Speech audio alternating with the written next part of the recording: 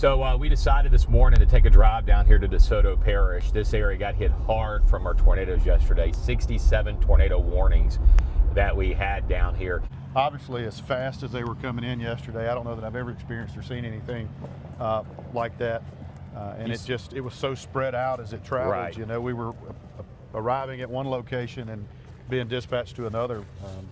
So it was pretty wild. When you see Mr. Fisher's home here, dates back to the Civil War time piece on the National Registry, your heart sinks for me. They were here in the house at the time. Yes, they were just sitting here right in the direct path of the storm because it wasn't very wide, but right. They were just in the horrible location, weren't they? Yeah, I can't imagine the sounds and the visuals and things that they experienced yesterday.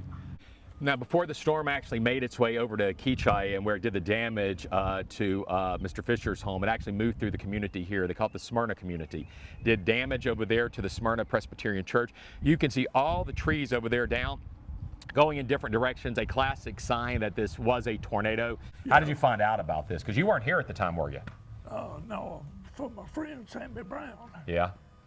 Told me about it last night, just after y'all went off. Yeah. And so, fortunately, you were not in the house at the time. No. And so, but you got down here. What's your reaction to seeing it? It's just like bad as they told me it was on the phone this morning. Do you think you're going to rebuild, or you just don't know yet? I've got to. You got to? Yeah. My dad built a place. And here's a story for you right now. A lady named Melissa Mason lived right here. This was actually her home here with an actual structure that was back behind us before a tornado ended up hitting it. The same tornado that went through Keachai, the same tornado that went over towards Bethany and caused extensive damage. Actually, Melissa was in her home. Melissa didn't want to leave her home.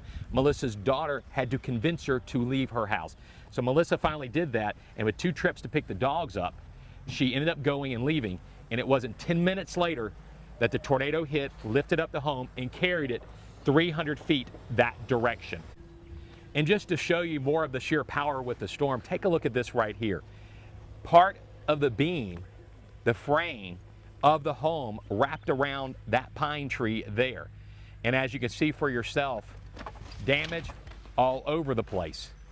Fortunately, Melissa was not there in her home. She listened to her daughter and she got out, and she's alive today.